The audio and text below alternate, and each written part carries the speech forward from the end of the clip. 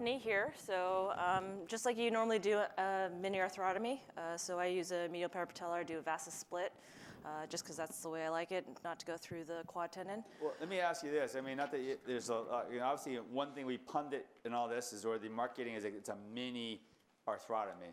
But I'll be honest with you. I mean, in the beginning, I just go and make, I'd make an incision before I make it a mini arthrotomy. But do what you need to do until you get comfortable enough.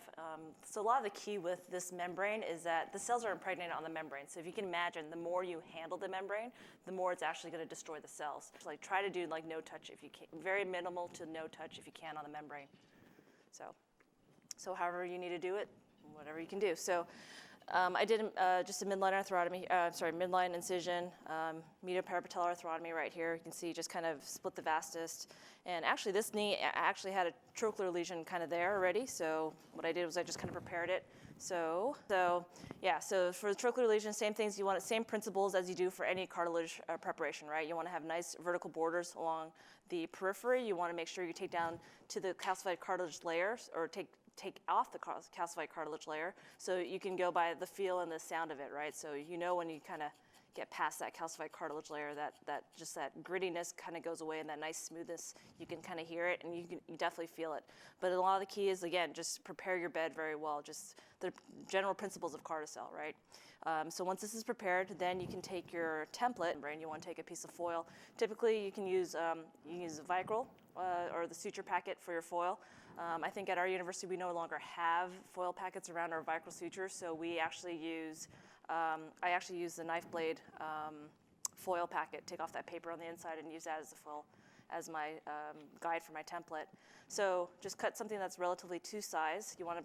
The easiest part, I think, is to put the silver layer up so that you know that the colored layer is going to be to the lesion, so that when you actually cut your membrane, you know you actually put the colored side towards you when you cut the membrane. So anyways, so you just kind of lay it down right here. And what works actually really well is if you can get an elevator freer and actually push down onto the periphery. And the beauty of it is like, so I don't really have an elevator freer, so I use the back of my Adsens. So you can kind of push down all the way on the sides here, just kind of get a nice good imprint of it. The nice part about that freer elevator is that you can actually perforate those periphery and actually cut that foil in situ, if you will, as opposed to taking it to the back table, go find where your lumps are, and cut it out with the scissors. So that's probably not going to work today, but I find that to be actually a really accurate way to template the base. Again, use your elevator freer, and then you kind of just push into the periphery, and then you kind of, when you slip into the sides, it actually will cut the foil for you. And that works really well with that knife blade foil. It probably doesn't work as well with this Vicryl suture foil. So.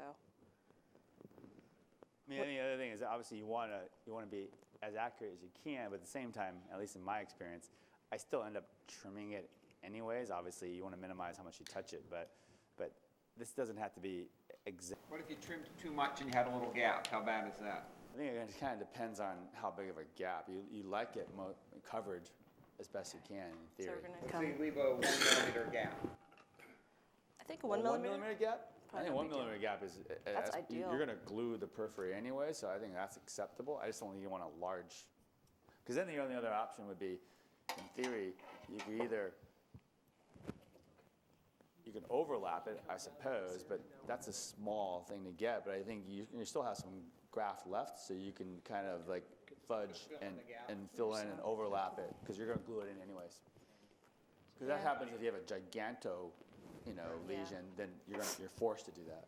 Yeah, I think one of my trochlear lesions was a gigantor lesion like that, and actually it didn't fit right, so I actually just cut a little piece out from the membrane, and it just slid in nicely. And the beauty of this is it actually has that nice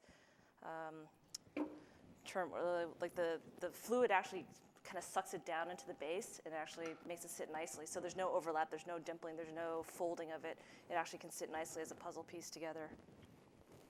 Would you also, just looking at that knee, I'm seeing that the medial femoral condyle has a lesion. And I know, for the purpose of teaching, you're not going to do everything. But I'm just curious what you would do as a cartilage expert with that medial femoral condyle that we're looking at there. He was asking about the medial femoral condyle lesion, if you were, going to address all the issues. So that would probably be an uncontained lesion right there. So you would graft that one as well? Sure. I mean, I think Yeah, hopefully, so this hopefully at least- going in, you have an idea of something, but that's the flexibility of doing, you know, having this procedure, is that you could, in theory. Yeah, absolutely.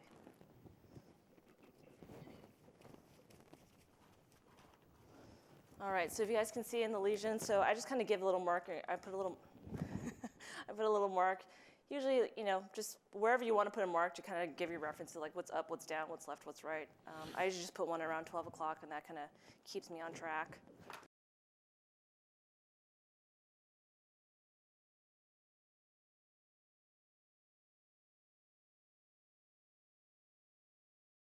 If we can pan down now, so we have the, there we go. So we have a tegaderm here on our working surface. We also have the membrane, so this is what it's going to look like.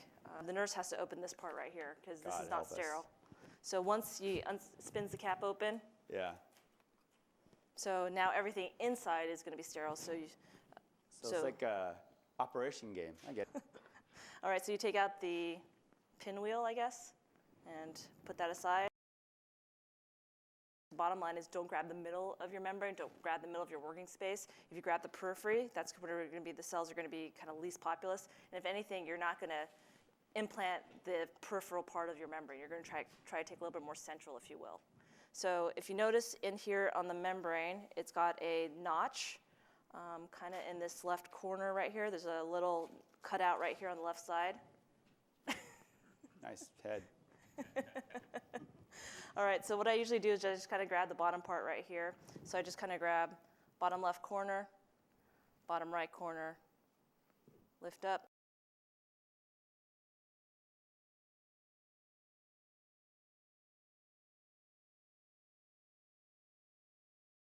Set this up on a different, separate mayo Yeah. tray or something, so. Yeah, if so it- obviously you're if not you going to be doing contaminate this, it, right. oh, That's a good well, idea. as long as you get the graft, but you didn't contaminate the entire back table field. That's a good idea, actually. Probably should do that. But yeah, in general, have a good working surface because playing with this mid-air is probably not a good idea. And then from there, I just kind of lay it down on the tegaderm. So I lay it down on the periphery, keeping it right side up, cell sides up. Cells are up. Cells are up. And then the other part is you probably should get a syringe with, take some of the culture fluid out and have your nurse or your scrub tech or whoever do that. No, don't have your nurse, sorry, have your scrub tech do that. And so you can keep the membrane moist, right? Because cartilage, the cells, culture cells probably won't last well if they get desiccated. So if you can kind of see, it's like invisible, kind of right in that corner pocket right there. So now we're going to put the template down, and this is where I always argue with my reps. So I always argue which side's supposed to be up. So the way I set it up is that the silver side is up, right? So that should not be the cell side. The ink side should be where the cells are. So Right. technically, 'Cause you're trying to mirror it, right? right, Basically? exactly. So basically, this is going to be upside underneath the membrane, if you will.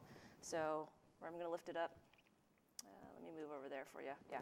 So lift it up again, corner, and just kind of lay it down underneath.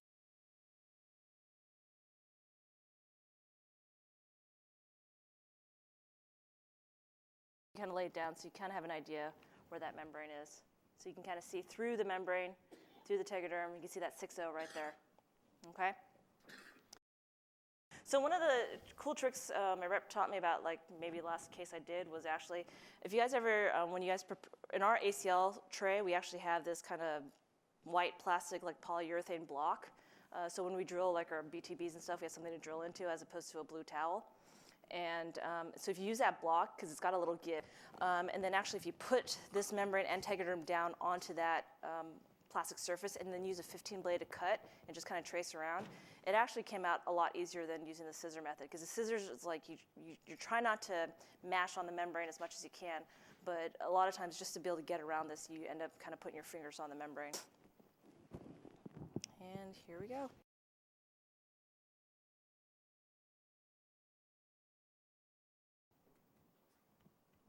Oh yeah, and having strap scissors actually does make a difference.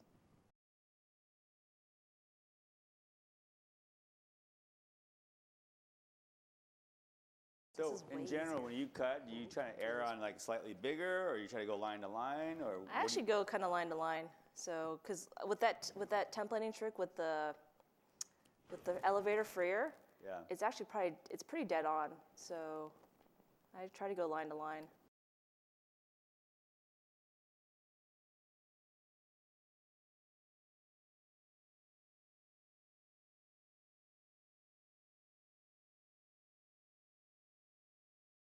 When you put your graft in, do you typically like to pie crust it so it goes up against the walls, your vertical walls, or do you just kind of like want to? You've been just laying it flat on the. I just lay it flat down, actually.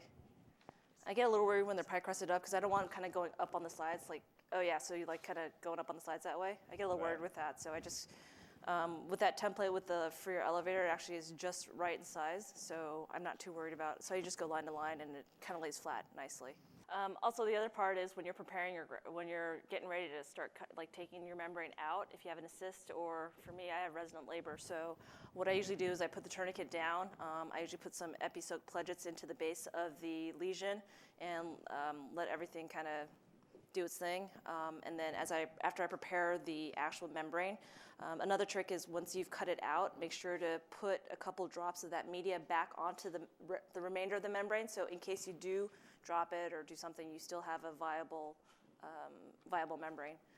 And then when I'm ready to implant, again, I put usually a drop or two on the cutout membrane, the one that I'm going to implant, and then actually go back to the knee joint, make sure that there's no bleeding, nothing's going on. So, and you guys know how to control the bleeding in the base of a lesion. If you have sclerotic bone, you have to take out that sclerotic bone, like especially if you have prior microfracture or if they have that intralesional osteophyte, you want to take down that really bad sclerotic bone, and then control the bleeding. So you got to use epi-soak pledgets. You can use thrombin soaked gel foam, and then so the other trick is you take your fibrin glue and actually make a little snot ball on your hand, and then just like maybe a 2 millimeter snot ball, and then basically you push it into the interstices of that of the bone, and that should control the bleeding fairly well. Yeah. So the next step will be once the bleeding's all controlled and whatnot, then you take your to seal, and you want to put a nice little thin layer. So it's like really thin. You don't want to put nothing gloopy, nothing gloppy, and then just start from the top down because it's going to be a little runny. So let's see. I want to start from the top down. I'd use Teceo. I know many hospitals carry Evicel, and Evicel, in my opinion, is a little watery, and I forgot who I spoke to, but Teceo is actually chondro, friendly with it. Whereas Evicel is historically not so much. But I think Teceo is just much easier to use. But Teceo works, I think, as long as I've been using Teceo. So here I still leave the foil template on, and then on the other side is my membrane, cell side down. I go ahead and lay it down into the lesion. And then I actually grab my pickups, pull off the foil. If you guys want, you can take the foil off before that.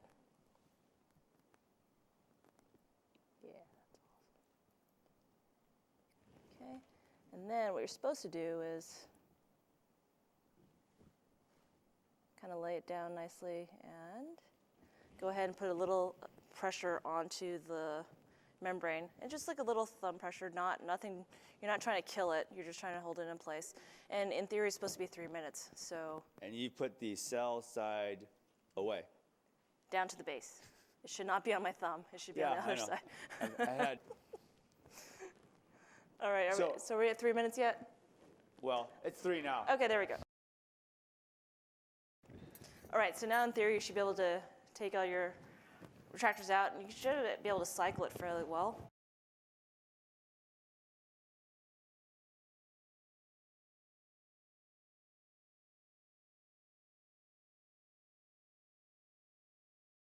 Okay, and there it is, still in the membrane. It's actually quite impressive. So I just take it through range of motion, make sure everything is kind of probably going to stay, and just kind of check it, and then go ahead and glue the periphery again, not glop it down. Does that thing fit really that well? Because I've never been able to. You're good. I'm telling you, the trick with that freer elevator makes a difference, and I can't take credit for it. That's from Joe Berman in Texas. I've been really impressed with it. In addition, not that you guys, this is great, and I encourage you to cycle it, but there have been some cases, not mine, where it actually is unstable. It's okay to add, like anchors to it to anchor it down. I know historically you can. I've used the any mini anchor. You can kind of put it in the periphery and just tack it down. Like the four corners. And I don't think it's that you can't suture it. I think the whole technology is so you don't have to. But I also think your comfort level gets better or whatever, or you're just like you're not sure. Like I would do it in a heartbeat. I haven't had to. It's been pretty convincingly stable.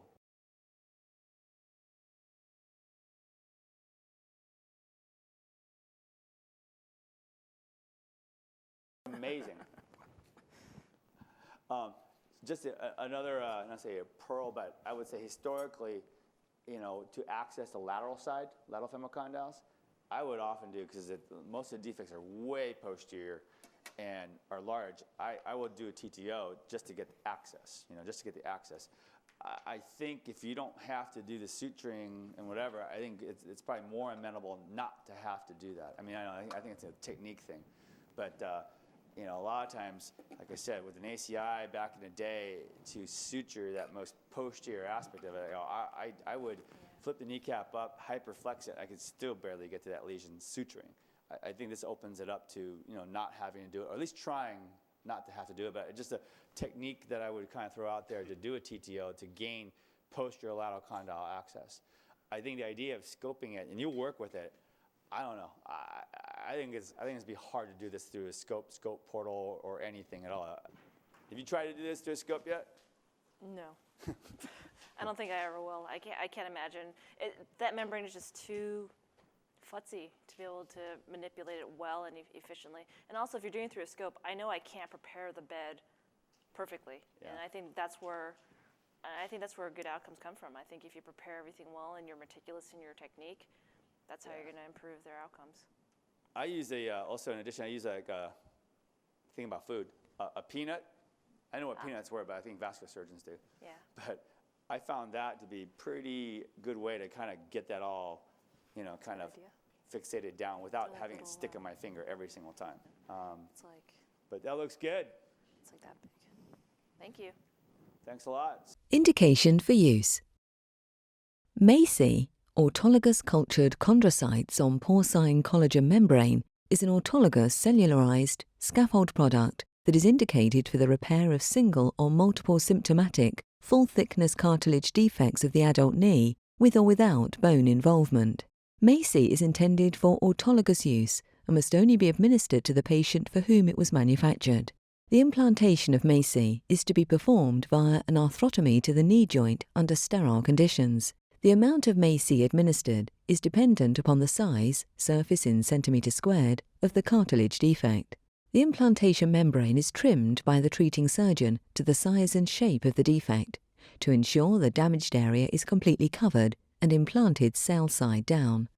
Limitations of use. Effectiveness of MACI in joints other than the knee has not been established. Safety and effectiveness of MACI in patients over the age of 55 years have not been established. Important safety information. MACI is contraindicated in patients with a known history of hypersensitivity to gentamicin, other aminoglycosides, or products of porcine or bovine origin. MACI is also contraindicated for patients with severe osteoarthritis of the knee, inflammatory arthritis, inflammatory joint disease, or uncorrected congenital blood coagulation disorders. MACI is also not indicated for use in patients who have undergone prior knee surgery in the past 6 months, excluding surgery to procure a biopsy or a concomitant procedure to prepare the knee for a MACI implant. MACI is contraindicated in patients who are unable to follow a physician-prescribed post-surgical rehabilitation program. The safety of MACI in patients with malignancy in the area of cartilage biopsy or implant is unknown. Expansion of present malignant or dysplastic cells during the culturing process or implantation is possible. Patients undergoing procedures associated with MACI are not routinely tested for transmissible infectious diseases. A cartilage biopsy and MACI implant may carry the risk of transmitting infectious diseases to healthcare providers handling the tissue. Universal precautions should be employed when handling the biopsy samples and the MACI product. Final sterility test results are not available at the time of shipping. In the case of positive sterility results, healthcare provider or providers will be contacted. To create a favourable environment for healing, concomitant pathologies that include meniscal pathology, cruciate ligament instability, and joint misalignment must be addressed prior to or concurrent with the implantation of MACI. Local treatment guidelines regarding the use of thromboprophylaxis and antibiotic prophylaxis around orthopaedic surgery should be followed. Use in patients with local inflammations or active infections in the bone, joint, and surrounding soft tissue should be temporarily deferred until documented recovery. The MACI implant is not recommended during pregnancy. For implantations post-pregnancy, the safety of breastfeeding to infant has not been determined. Use of MACI in pediatric patients younger than 18 years of age or patients over 65 years of age has not been established. The most frequently occurring adverse reactions reported for MACI greater than 5% were arthralgia, tendinitis, back pain, joint swelling, and joint effusion. Serious adverse reactions reported for MACI were arthralgia, cartilage injury, meniscus injury, treatment failure, and osteoarthritis. For more information or to view full prescribing information, please go to maci.com.